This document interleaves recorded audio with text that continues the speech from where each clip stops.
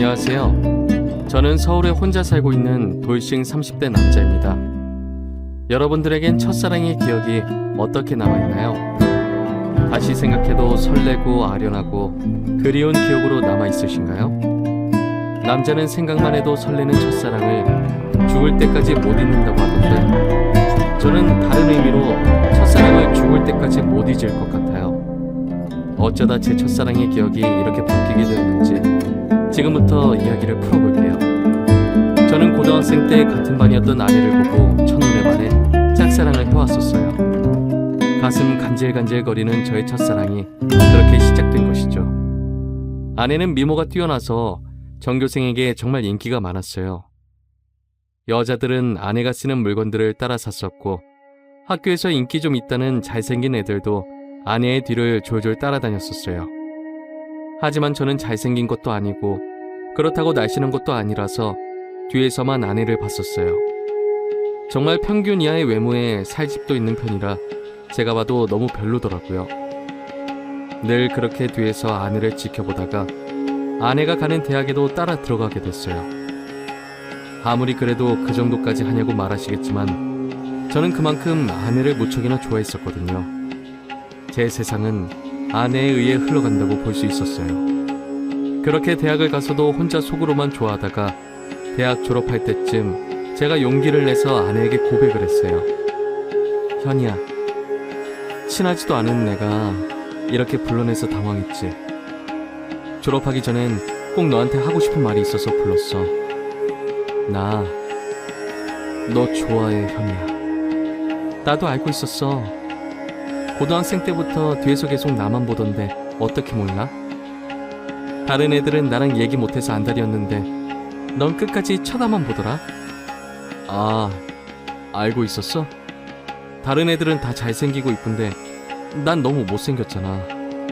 그래서 너한테 말을 걸 용기가 없어서 그냥 뒤에서 쳐다만 봤어. 차라리 말을 걸지 그랬어. 뒤에서 쳐다만 보면 얼마나 무서운 줄 아니? 장난이야. 오히려 다른 애들과는 다르게 특이해서 자꾸 눈길이 가더라고. 아, 그랬어? 그럼 계속 특이한 애로 남게 오늘도 말 걸지 말 걸 그랬나? 나 근데 정말 너 좋아해. 대학까지 따라올 만큼 진짜 진심으로 좋아해. 대학까지 따라온 거야? 내가 뭐라고 이렇게 좋아해 주는 거야? 나 정말 별거 아닌 사람인데.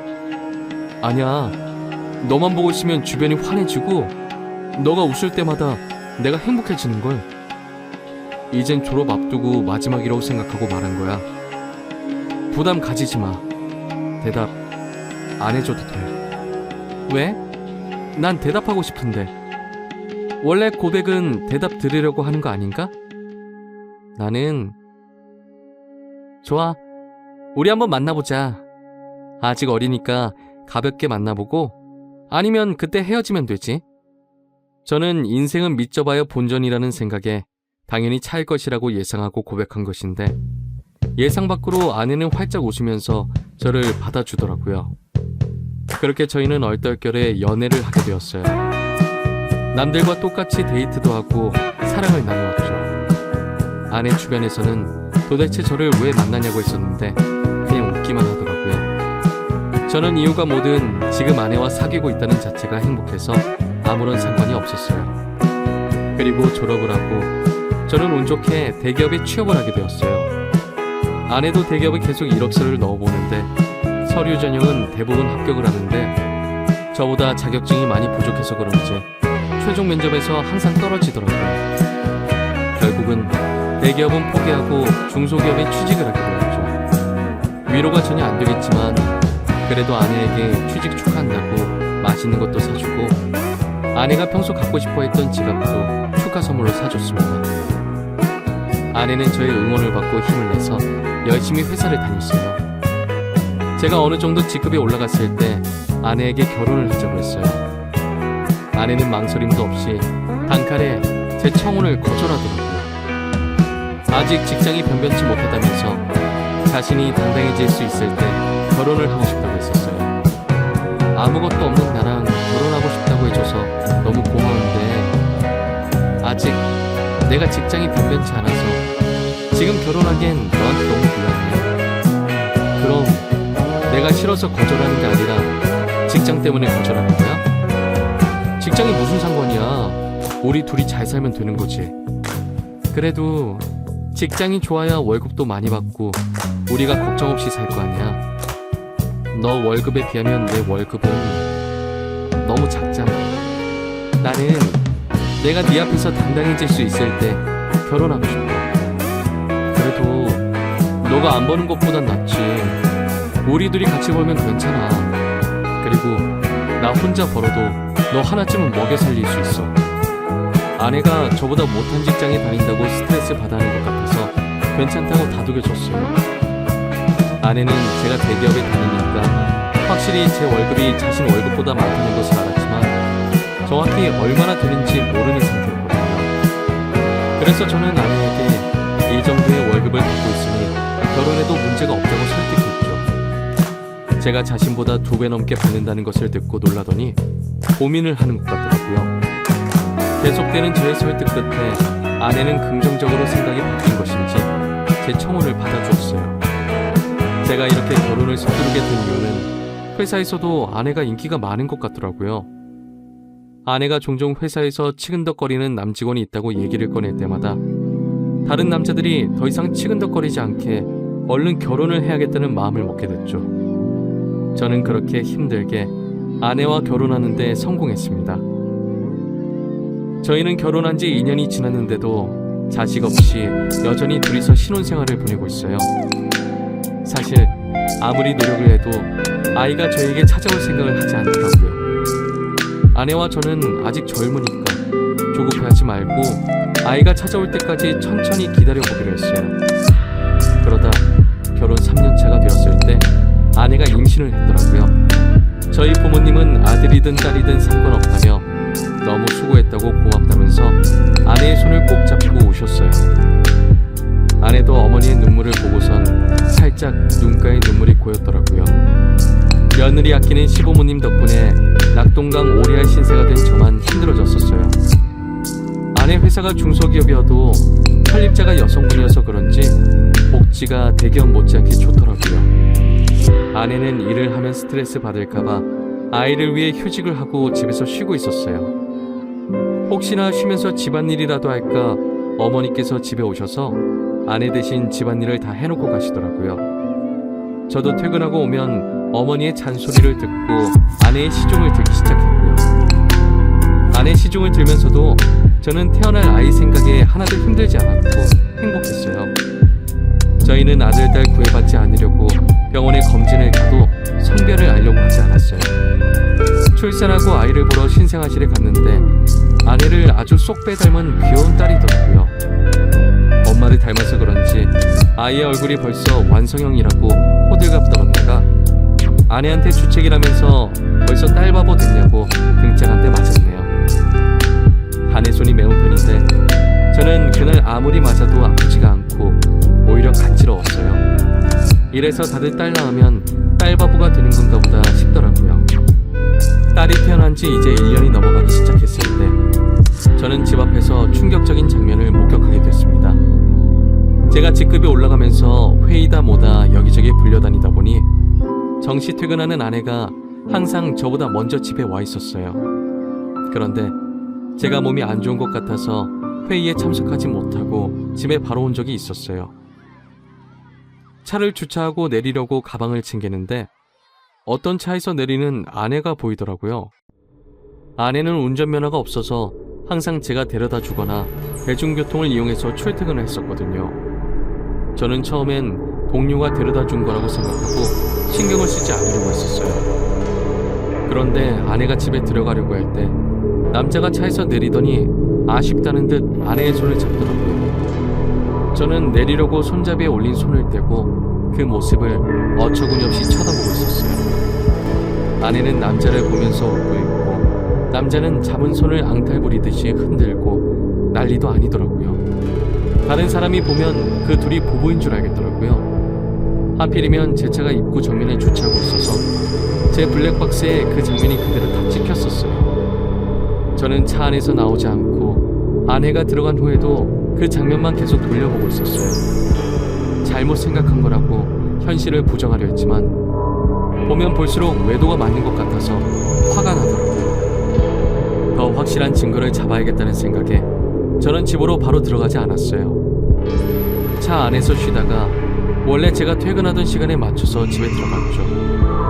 아내가 웃으면서 저한테 왔냐고 말하는데 온몸에 소름이 돋았어요. 저는 아무것도 못 본 사람 마냥 아내에게 평소와 다를 것 없이 똑같이 대했었어요. 아내가 음식을 하는 동안 혹시나 다른 증거들이 나오지 않을까 싶어서 아까 아내가 입고 있었던 코트를 뒤졌는데 아무것도 나오지가 않더라고요. 저는 아내가 잘 때 휴대폰을 몰래 확인해 보기로 마음먹었습니다. 아내가 먼저 잠든 것을 확인하고 휴대폰을 들고 조용히 거실로 나왔어요. 잠금이 걸려 있었는데 비밀번호가 딸 생일이더라고요. 저는 고민할 것도 없이 제일 먼저 카카오톡을 들어가 보았어요. 전부 회사 직원들과의 단톡이나 제가 알고 있는 고등학교 친구들과의 단톡이었는데 유일하게 한 사람만 개인톡을 하고 있더라고요. 저장명도 심상치 않은 게 제 직감으로는 이 사람이 아까 아내를 데려다 준 사람이라고 생각했죠. 개인톡을 들어가 보니 역시나 제 예감이 딱 들어맞았더라고요. 아내가 저랑 연애했을 때보다 그 사람이랑 더 달달하게 카톡을 주고받았어요. 그런데 두 사람이 사귄 지가 꽤나 오래된 사이였던 것 같았어요. 같이 데이트하면서 찍은 음식 사진에 남자가 살짝 걸려있는 사진들과 대놓고 찍은 커플 사진들도 있길래 모조리 제 휴대폰으로 옮겨놓았어요. 그리고 다음날 아침밥을 먹으면서 아무렇지 않은 표정으로 평소 대화하듯 아내에게 이혼 서류를 준비하라고 했어요. 아내는 잘못 들은 건가 싶은 표정으로 갑자기 무슨 소리냐고 하더라고요. 저는 아무 말 하지 않고 커플 사진을 아내의 폰으로 전송했어요. 방금 내가 당신한테 사진을 하나 보냈는데 그게 우리 이혼 사유야. 그러니까 군말 없이 퇴근하면 이혼 서류 준비하고 당신 짐 싸놓고 있어. 여보, 내가 미안해. 다신 안 그럴게. 잘못했어. 내가 당장 그 남자 정리할게. 우리 딸을 봐서라도 이 엄마는 안 돼. 엄마는 아빠 없는 애로 키울 수 없잖아. 안 그래? 그걸 아는 사람이 남편 두고 이렇게 딴 남자를 만나고 있었던 거야? 저번에 친구랑 저녁 먹고 온다고 했던 날도 그 남자랑 먹었더라? 그땐 정말 아무 사이 아니었어. 그날은 둘 다 상사한테 엄청 혼나고 퇴사 고민할 만큼 힘들길래 같이 저녁 먹으면서 하소연하고 헤어진 게 다야. 진짜야. 거짓말 치지 마. 내가 그전 대화까지 안 봤을 것 같아? 내가 사진만 대충 본 줄 아는 거냐고. 대화 내용까지 다 봤는데 왜 거짓말 치는 거야? 나도 모르겠어. 이렇게 거짓말 해서라도 당신 잡고 싶었나 봐. 내가 잘못했어. 나를 욕해도 좋아. 그런데 이혼만은 절대 안 돼, 여보. 그래? 그럼 지금 그놈이랑 당장 헤어져. 그렇지 않으면 난 무슨 짓 할 줄 몰라. 당신 회사에 불륜 증거 다 뿌리고 이혼할 수도 있어. 아내는 회사에 불륜 사실을 알리겠다고 하니 당장 그 남자에게 전화해서 이별을 통보하더라고요. 그리고 며칠 뒤 아내한테 들은 얘기인데 아내와 헤어지고 그 남자는 이직을 했다더라고요. 어디로 이직했는지는 모르고 남자가 휴대폰 번호를 바꿔버려서 만약에 다시 만나고 싶다고 한들 만날 수 없는 상황이라고 확실히 관계가 끝났다는 것을 말해줬어요. 저는 제가 있는 앞에서 이별을 통보했던 아내라 저 말을 의심조차 하지 않고 믿었던 것 같아요. 조금이라도 의심해보고 제가 직접 알아봤어야 할 내용이었는데 말이에요. 그리고 저희는 다시 예전 신혼 때처럼 관계 회복에 성공했어요. 아내가 미안했는지 그 사건 이후로 제게 과하다시피 너무 잘해주더라고요. 그 행동도 의심해봤어야 했는데 말이에요. 그 사이에 귀여운 딸이 저희에게 한 번 더 찾아왔어요. 이번에도 아내를 쏙 빼닮아 너무 이쁘더라고요. 어쩜 두 딸 모두 좋은 유전자만 받고 태어난 건지 눈에 넣어도 안 아플 지경이었어요. 제가 한동안 딸 보는 재미가 얼마나 쏠쏠했는지 몰라요. 주위 사람들한테 요즘 딸 보는 맛에 산다고 말하고 다닐 정도였어요. 요즘은 아들보다 딸이 더 좋다고 하던데 딸들을 보고 있으니 왜 그런 말을 하는지 알 것 같았어요. 어찌나 애교도 많고 저를 보고 방긋방긋 잘 웃던지 나중에 커서 딸이 결혼한다고 하면 정말 대성통곡할 것 같았어요. 저는 영원히 제 딸들을 옆에 끼고 살 수 있을 줄만 알았어요. 그날만 아니었다면 말이죠. 제가 중요한 프로젝트를 맡고 있어서 잠을 제대로 못 잔 적이 있었어요. 평일엔 프로젝트 때문에 주말엔 딸들 보느라 피로가 누적이 되었던지 그날은 정말 낮잠을 안 자면 제가 과로사할 수도 있겠다는 생각이 들더라고요. 웬만하면 아이들을 봐주려고 했는데 도저히 못 버티겠어서 정말 오랜만에 주말에 잠시 낮잠을 잤었어요. 그러다 중간에 목이 너무 말라서 잠에서 깨버렸어요. 거실에서 아내가 통화를 하는지 문틈 사이로 아내 목소리가 어렴풋이 들리더라고요. 스피커폰으로 해놓은 건지 간간히 다른 사람 목소리도 들렸었어요. 저는 목이 말라서 아플 지경이길래 물을 마시려고 손잡이에 손을 올렸는데 아내가 하는 말에 문을 열지 못하고 그 자리에서 굳어버렸어요. 오늘 남편 얼굴 보는데 날이 가면 갈수록 더 못생겨지더라. 살만 디룩디룩 쪄서 진짜 얼굴 맞대고 밥 먹기 힘들어. 같은 공간에 있기도 싫어. 그러니까 내가 계속 이혼하라고 했잖아. 언제 이혼할 건데? 이대로 살 생각이야? 도대체 언제까지 이러고 있을 건데? 아, 이제 당신 남편이 불쌍해 보일 지경이야. 아니 뭐 아직 애들도 어리고 내 월급으로 애들 키우는 거 힘들잖아. 그렇다고 당신 월급도 많은 게 아니니까 조금만 더 이따가 하려고. 이혼할 생각이 있긴 한 거야?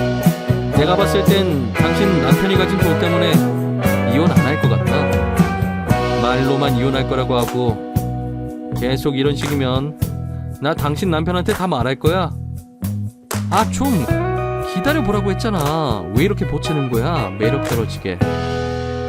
우리 딸 부족함 없이 키워야 하지 않겠어? 그러니까 조금만 참아. 그건 그렇긴 한데 나도 애기들 보고 싶단 말이야. 맨날 사진으로만 보고 나도 실제로 애기들 알아보고 싶어. 근데 지금 자기 애도 아닌데 자기 애라고 믿고 저렇게 좋아 죽는 꼴이 너무 웃겨. 진짜 멍청한 거 아니야? 얼굴이 자기랑 너무 다르잖아. 당신 닮아서 얼마나 예쁜데 자기 애라고 믿지.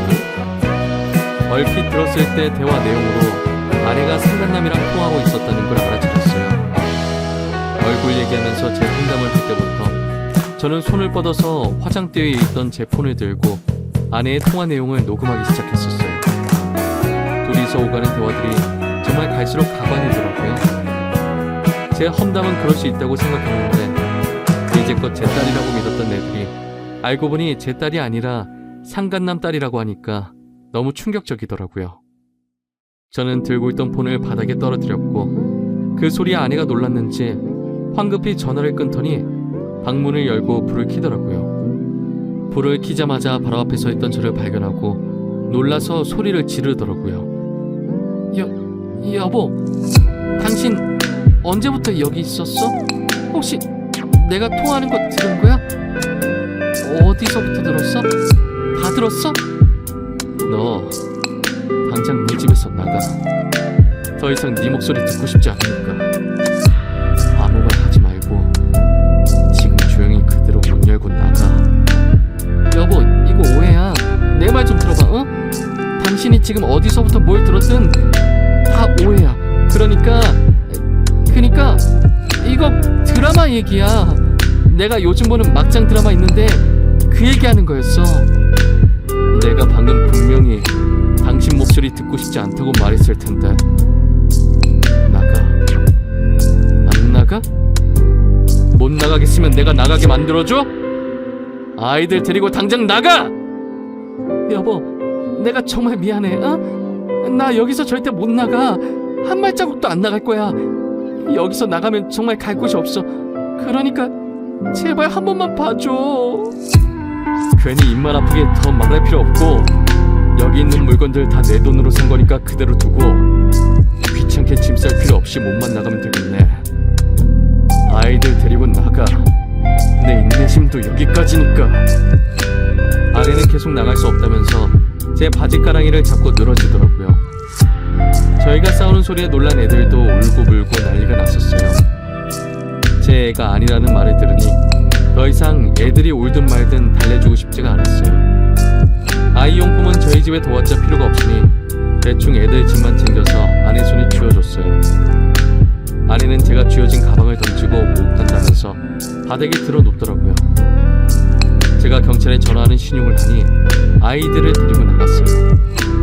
알고 보니 아내는 전에 저한테 들켰던 그 상간남과 계속 만나고 있었더라고요. 저번에 헤어졌다는 말도 거짓말이었고 이직을 했다는 말도 전부 거짓말이었어요. 그렇게 저를 속이고 둘은 뒤에서 만남을 이어갔던 거예요. 제 자식이라고 믿었던 딸들도 그 남자와 아내 사이에서 낳은 딸들이었던 거죠. 지금까지 저와 자신 사이에 아이를 낳고 싶지 않아서 피임약을 복용하고 있었더라고요. 아내는 상간남이 가진 게 쥐뿔도 없었는데 단지 얼굴 하나만 보고 만난 것이었어요. 저랑은 그저 돈을 많이 버니까 돈 때문에 계속 만나다가 결혼까지 하게 된 것이었죠. 저는 모든 사실을 알고 바로 변호사 선임해서 이혼 소송과 상간남 소송을 했어요. 아내와 상간남은 제게 당장 줄 돈이 없다고 미안하다고 빌더라고요. 여보, 내가 잘못했어. 당신이 이혼하라면 이혼해줄게. 우리 소송까지는 하지 말자. 어? 그래도 같이 살아온 세월이 있는데 합의 이혼으로 끝내면 안 될까? 정말 죄송합니다. 용서받지 못할 짓 한 거 알아요. 그치만 소송만은 하지 말아주세요. 모아둔 돈도 없어서 당장 위자료 줄 돈이 없어요. 이렇게 부탁드립니다. 이렇게 될 거라고 예상을 못했나봐요. 제가 저번에도 용서하고 넘어가 주니까 이번에도 사과하면 그냥 넘어갈 줄 알았어요? 저 절대 고소 취할 생각 없습니다. 아내가 외도한 게 이번이 처음도 아니고 심지어 똑같은 남자랑 다시 외도를 했는데 저는 너무 괘씸해서 그 둘을 선처해줄 마음이 전혀 없었어요. 결국 둘은 저한테 줄 위자료가 없어서 사채까지 써서 줬더라고요. 매달 정확하게 들어오는 월급 받고 사채를 쓴 모양인데 제가 가만히 있을 리 없었죠. 저는 불륜 증거들을 아내 회사에 뿌리기 시작했어요.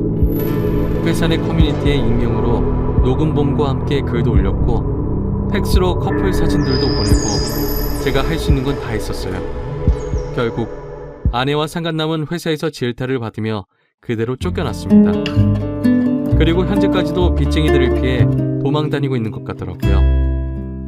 그러게 처음 제가 용서하고 넘어가 줬을 때 정신을 차렸어야 했는데 자기 발등 자기가 찍는 짓을 왜 하나 싶습니다. 저는 정말 죽을 때까지도 이 일을 절대 못 잊을 것 같아요. 다시는 결혼할 생각도 그렇다고 연애를 할 생각도 전혀 없어요. 저는 이렇게 혼자서 걱정 없이 사는 것도 괜찮을 것 같다는 생각을 해요. 오히려 부양할 가족이 없으니 마음이 더 편해졌어요. 저희 어머니는 아직도 집사람이 바람펴서 이혼할 줄 모르고 계세요. 나이도 많으신데 혹시나 충격에 쓰러지실까봐 영원히 제 가슴에만 묻어두려고 합니다.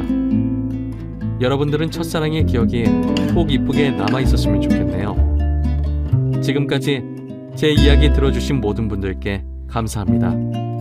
모두 가족들과 행복하고 따뜻한 겨울 보내시길 바랍니다.